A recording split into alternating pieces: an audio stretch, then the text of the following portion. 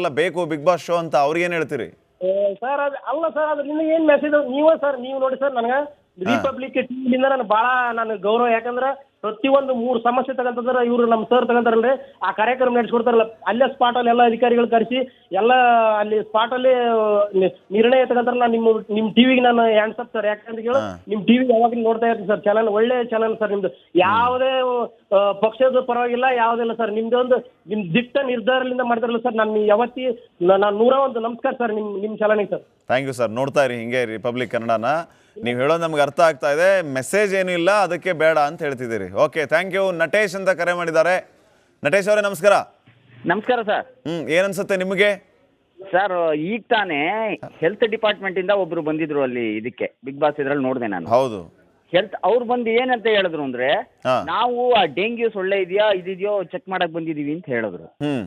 ನನಗೆ ಆಶ್ಚರ್ಯ ಆಗ್ತಾ ಇರೋದು, ಡೆಂಗ್ಯೂ ಸೊಳ್ಳೆ ಏನಾದ್ರು ಒಳಗಡೆ ಉತ್ಪಾದನೆ ಮಾಡಿ ಬಿಡ್ತಾ ಇದ್ದಾರಾ ಅಂತ. ಡೆಂಗ್ಯೂ ಸೊಳ್ಳೆನೋ ಇನ್ನೇನಾರು ಅಲ್ಲ. ಇವರು ಹೇಳ್ತಾ ಇರೋ ಒಂದು ಕಾರಣಗಳಿದಾವಲ್ಲ, ಎಷ್ಟು ಬಾಲಿಶವಾಗಿದೆ ಅಂತಂದ್ರೆ ಖಂಡಿತ ಇದನ್ನ ನಂಬಕ್ ಸಾಧ್ಯನೇ ಇಲ್ಲ. ಇದು 100ಕ್ಕೆ 100. ಈಗ ಒಂದು ಡಿಪಾರ್ಟ್ಮೆಂಟ್ ಬರ್ತದೆ, ಸಡನ್ ಆಗಿ ಹಿಂದ್ಗಡೆಯಿಂದ ಇನ್ನೊಂದು ಡಿಪಾರ್ಟ್ಮೆಂಟ್ ಹೋಗ್ತದೆ. ಇದು ನನ್ನ ಪ್ರಕಾರ ಏನು ಅಂತಂದ್ರೆ ಪ್ರೀ ಪ್ಲಾನಡ್ ಅಂತ, ಇದು ಏನೋ ಒಂದು ಪ್ಲಾನಡ್ ಅಂತ ನನಗೆ ಅನ್ನಿಸ್ತಾ ಇದೆ. ಯಾಕೆ ಪ್ಲಾನ್ ಮಾಡಿದ್ದಾರೆ ನಿಮಗೇನು ಅನ್ಸುತ್ತೆ? ಪ್ರೀ ಪ್ಲಾನ್ ಆಗಿದ್ರೆ ಅದು ಯಾವ ಕಾರಣಕ್ಕೆ? ಅದು ನನ್ನ ಪ್ರಕಾರ ಏನೋ ಒಂದು ದ್ವೇಷ ಇದೆ ಒಟ್ಟಲ್ಲಿ. ಈಗ ಮಾಡ್ತಾ ಇದ್ದಾರಲ್ಲ ಆರ್ಗನೈಸರ್ ಏನೋ, ಅವ್ರ ಮೇಲೆ ದ್ವೇಷಕ್ಕೆ ಮಾಡ್ತಾ ಇರ್ಬೋದು ಅಂತ ನನ್ನ ಒಂದು ಇದು ಟಾರ್ಗೆಟ್ ಮಾಡಿದ್ದಾರೆ ಅಷ್ಟೇ. ಈಗ ಒಬ್ರು ಬಂದ್ರು, ಇಬ್ರು. ಆಮೇಲೆ ನಾವು ಈ ಮಾಲಿನ್ಯ ನಿಯಂತ್ರಣದ ಬಗ್ಗೆ ಬಹಳಷ್ಟು ಕಂಪ್ಲೇಂಟ್ ಮಾಡಿರ್ತೀವಿ. ನಾನು ಭಾರತೀಯ ಕಾರ್ಯಕರ್ತ, ಬಹಳಷ್ಟು ಕಂಪ್ಲೇಂಟ್ ಮಾಡಿರ್ತೀವಿ. ಆದ್ರೆ ಇವರು ಸಡನ್ ಆಗಿ ಯಾವುದೇ ವಿಚಾರಕ್ಕೂ ಹೋಗೋದಿಲ್ಲ ಇವರು. ಆದ್ರೆ ಈಗ ಒಂದೇ ದಿನ ನೋಟಿಸ್ ಇಶ್ಯೂ ಮಾಡ್ತಾರೆ, ಅವತ್ತೇ ಬಂದು ಬೀಗ ಹಾಕ್ತಾರೆ. What is this? ಅಂಡ್ ಮತ್ತೆ ಇನ್ನೊಂದು ಏನು ಅಂತಂದ್ರೆ, ಇಷ್ಟು ಸಡನ್ ಆಗಿ ಈ ತರ ಪ್ರೊಸೀಜರು ಇಲ್ಲ ನನ್ನ ಪ್ರಕಾರ ತಿಳಿದಂಗೆ. ನಾನು ಇವ್ರು ನೋಟಿಸ್ ಇಶ್ಯೂ ಮಾಡಿ ಅವರ ಉತ್ತರನ ಕಾದು ಬಿಟ್ಟು ನಂತರ ಏನೋ ಒಂದು ಇದು ಮಾಡ್ಬೋದಿತ್ತು.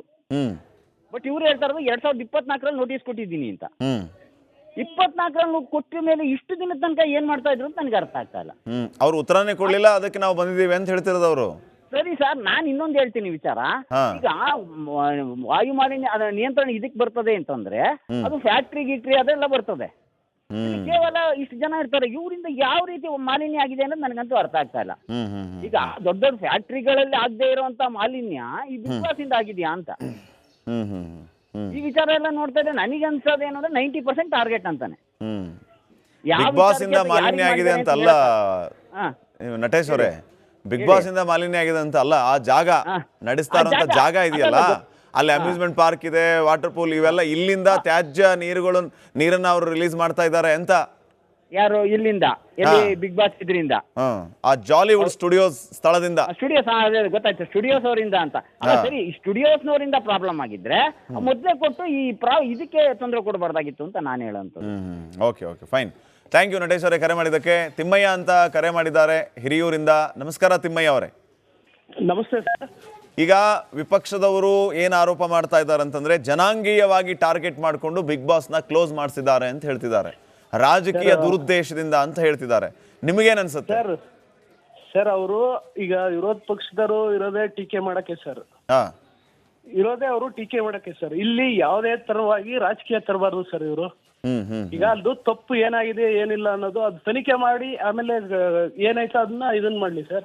ಈಗ ಸುಮ್ನೆ ಏನೇ ಮಾಡಿದ್ರು ಅವ್ರಿಗೆ ಬೇರೆ ಕೆಲಸನೇ ಇಲ್ಲ. ಅವ್ರಿಗೆ ಏನೇ ಮಾಡಿದ್ರು ಕಾಂಗ್ರೆಸ್ ಮೇಲೆ ಆರೋಪ, ಡಿ.ಕೆ. ಶಿವಕುಮಾರ್ ಕೈವಾಡ ಐತೆ ಅಂತಾರೆ.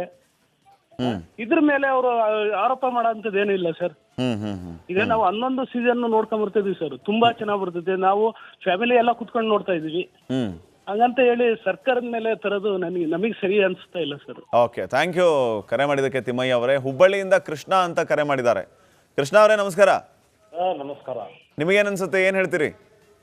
ಸರ್, ಫಸ್ಟ್ ಆಫ್ ಆಲ್ ಒಂದು ಕ್ವಶನ್ ಕೇಳ್ತೀನಿ ಸರ್. ಯಾವತ್ತೂ ಒಂದು ಕನ್ಸ್ಟ್ರಕ್ಷನ್ ಆದ್ಮೇಲೆ ಏನಾದ್ರು ಗೌರ್ಮೆಂಟ್ಗೆ ಏನಾದ್ರು ಒಂದು ತಗೋಬೇಕಾದ್ರೆ ಪ್ರಿವೆನ್ಷನ್ ಆಗಿ ಆಕ್ಚುಲಿ ಒಂದು ಎಲೆಕ್ಟ್ರಿಸಿಟಿ ಏನಾದ್ರು ಕೊಡ್ಬೇಕಾದ್ರೆ ಟವರ್ ಅಂತೂ it is highly impossible sir, ಅವೆಲ್ಲ ಕನ್ವರ್ಟ್ ಮಾಡ್ಲಿಕ್ಕೆ. ಬಟ್ ಅದು ಅಷ್ಟೆಲ್ಲ ಈಸಿಯಾಗಿ ಅಷ್ಟೆಲ್ಲ ಇವ್ರು ಕಣ್ಣಿಗೆ ನೀವು ಗಾಂಧಾರಿಯಾಗಿದ್ದೀರ ಸರ್ ಇವ್ರೆ? ಏನಂದ್ರಿ ನೀವು? ಕರೆಕ್ಟಾಗಿ ಕೇಳಿಸ್ತಾ ಇಲ್ಲ ನಿಮ್ಮ ವಾಯ್ಸ್ ನಂಗೆ, ಇನ್ನೊಂದ್ಸರಿ ಕೇಳಿ. ಎಲ್ಲ ಸರ್ ಇವರೆಲ್ಲ ಪ್ರಿಕಾಷನರಿ ಎಲ್ಲ ಮೆಜರ್ಸ್ ತಗೊಳ್ಬೋದ್ಲ ಸರ್. ಆಕ್ಚುಲಿ ಎಲ್ಲ ಮೊದಲು ಫಿಲ್ಮ್ ಸಿಟಿ ಅಂತ ಇತ್ತು. ಆಮೇಲೆ ಈಗ ಅಲ್ಲ ಬೇಕು ಬಿಗ್ ಬಾಸ್ ಶೋ ಅಂತ ಅವ್ರಿಗೆ ಏನ್ ಹೇಳ್ತೀರಿ? ಸರ್ ಅದು ಅಲ್ಲ ಸರ್, ಅದು ನಿಮಗೆ ಏನ್ ಮೆಸೇಜ್ ನೀವೇ ಸರ್, ನೀವು ನೋಡಿ ಸರ್, ನನಗೆ ರಿಪಬ್ಲಿಕ್ ಟಿವಿಯಿಂದ ನಾನು ಭಾಳ ನಾನು ಗೌರವ, ಯಾಕಂದ್ರೆ ಪ್ರತಿಯೊಂದು 3 ಸಮಸ್ಯೆ ತಗೊಂತಂದ್ರೆ ಇವರು ನಮ್ಮ ಸರ್ ತಗೊಂತಾರಲ್ರಿ, ಆ ಕಾರ್ಯಕ್ರಮ ನಡೆಸ್ಕೊಡ್ತಾರಲ್ಲ, ಅಲ್ಲೇ ಸ್ಪಾಟಲ್ಲಿ ಎಲ್ಲ ಅಧಿಕಾರಿಗಳು ಕರೆಸಿ ಎಲ್ಲ ಅಲ್ಲಿ ಸ್ಪಾಟಲ್ಲಿ ನಿರ್ಣಯ ತಗೊಂತಾರಲ್ಲ. ನಿಮ್ಮ ಟಿವಿಗೆ ನಾನು ಹ್ಯಾಂಡ್ಸ್ ಅಪ್ ಸರ್, ಯಾಕಂತ ಕೇಳಿ ನಿಮ್ಮ ಟಿವಿ ಯಾವಾಗಲೂ ನೋಡ್ತಾ ಇರ್ತೀನಿ ಸರ್. ಚಾನಲ್ ಒಳ್ಳೆ ಚಾನಲ್ ಸರ್ ನಿಮ್ದು, ಯಾವುದೇ ಪಕ್ಷದ ಪರವಾಗಿಲ್ಲ, ಯಾವುದಿಲ್ಲ ಸರ್. ನಿಮ್ದೊಂದು ನಿಮ್ಮ ದಿಟ್ಟ ನಿರ್ಧಾರದಿಂದ ಮಾಡ್ತಾರಲ್ಲ ಸರ್, ನಾನು ಯಾವತ್ತಿ ನಾನು 101 ನಮಸ್ಕಾರ ಸರ್ ನಿಮ್ಮ ಚಾನಲ್ಗೆ ಸರ್. Thank you sir. ನೋಡ್ತಾ ಇರಿ ಹಿಂಗೆ ರಿಪಬ್ಲಿಕ್ ಕನ್ನಡನ. ನೀವು ಹೇಳೋದು ನಮ್ಗೆ ಅರ್ಥ ಆಗ್ತಾ ಇದೆ, ಮೆಸೇಜ್ ಏನೂ ಇಲ್ಲ, ಅದಕ್ಕೆ ಬೇಡ ಅಂತ ಹೇಳ್ತಿದ್ದೀರಿ. Okay, thank you. ನಟೇಶ್ ಅಂತ ಕರೆ ಮಾಡಿದ್ದಾರೆ. ನಟೇಶ್ ಅವರೇ ನಮಸ್ಕಾರ. ನಮಸ್ಕಾರ ಸರ್. ಏನನ್ಸುತ್ತೆ ನಿಮಗೆ? ಸರ್ ಈಗ ತಾನೇ ಹೆಲ್ತ್ ಡಿಪಾರ್ಟ್ಮೆಂಟ್ ಇಂದ ಒಬ್ರು ಬಂದಿದ್ರು ಅಲ್ಲಿ ಇದಕ್ಕೆ ಬಿಗ್ ಬಾಸ್ ಇದ್ರಲ್ಲಿ ನೋಡಿದೆ ನಾನು. ಹೌದು, ಹೆಲ್ತ್ ಅವ್ರು ಬಂದು ಏನಂತ ಹೇಳಿದ್ರು ಅಂದ್ರೆ, ನಾವು ಆ ಡೆಂಗ್ಯೂ ಸೊಳ್ಳೆ ಇದೆಯಾ ಇದಿದೆಯೋ ಚೆಕ್ ಮಾಡಕ್ ಬಂದಿದೀವಿ ಅಂತ ಹೇಳಿದ್ರು. ನನಗೆ ಆಶ್ಚರ್ಯ ಆಗ್ತಾ ಇರೋದು, ಡೆಂಗ್ಯೂ ಸೊಳ್ಳೆ ಏನಾದ್ರು ಒಳಗಡೆ ಉತ್ಪಾದನೆ ಮಾಡಿ ಬಿಡ್ತಾ ಇದ್ದಾರಾ ಅಂತ.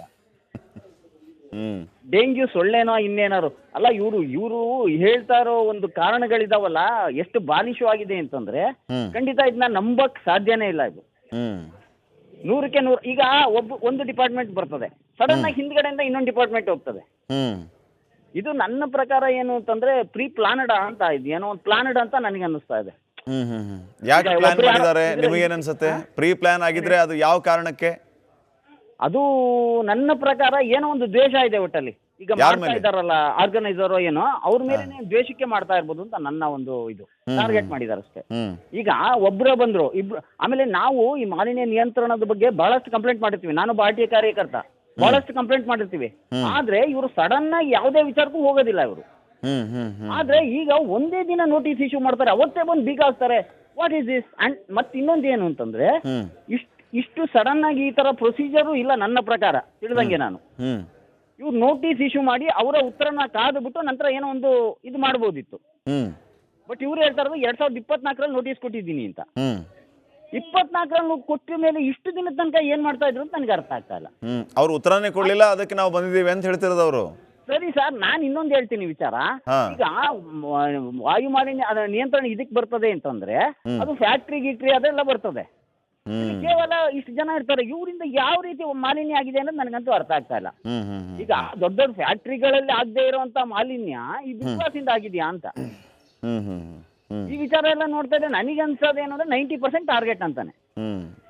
ಬಿಗ್ ಬಾಸ್ ಇಂದ ಮಾಲಿನ್ಯ ಆಗಿದೆ ಅಂತ ಅಲ್ಲ ನಟೇಶ್ ಅವರೇ, ಬಿಗ್ ಬಾಸ್ ಇಂದ ಮಾಲಿನ್ಯ ಆಗಿದೆ ಅಂತ ಅಲ್ಲ, ಆ ಜಾಗ ನಡೆಸ್ತಾ ಇರುವಂತ ಜಾಗ ಇದೆಯಲ್ಲ, ಅಲ್ಲಿ ಅಮ್ಯೂಸ್ಮೆಂಟ್ ಪಾರ್ಕ್ ಇದೆ, ವಾಟರ್ ಪೂಲ್, ಇವೆಲ್ಲ ಇಲ್ಲಿಂದ ತ್ಯಾಜ್ಯ ನೀರನ್ನ ಅವರು ರಿಲೀಸ್ ಮಾಡ್ತಾ ಇದ್ದಾರೆ ಅಂತ. ಯಾರು ಇಲ್ಲಿಂದ? ಎಲ್ಲಿ? ಬಿಗ್ ಬಾಸ್ ಇದರಿಂದ, ಆ ಜಾಲಿವುಡ್ ಸ್ಟುಡಿಯೋಸ್ ಸ್ಥಳದಿಂದ. ಸ್ಟುಡಿಯೋಸ್ ಗೊತ್ತಾಯ್ತು, ಸ್ಟುಡಿಯೋಸ್ ಅವರಿಂದ ಅಂತ. ಸರಿ, ಸ್ಟುಡಿಯೋಸ್ ನವರಿಂದ ಪ್ರಾಬ್ಲಮ್ ಆಗಿದ್ರೆ ಮೊದಲೇ ಕೊಟ್ಟು ಈ ಇದಕ್ಕೆ ತೊಂದರೆ ಕೊಡಬಾರ್ದಾಗಿತ್ತು ಅಂತ ನಾನು ಹೇಳೋಂತ. Okay okay fine. Thank you Natesh ಅವರೇ ಕರೆ ಮಾಡಿದ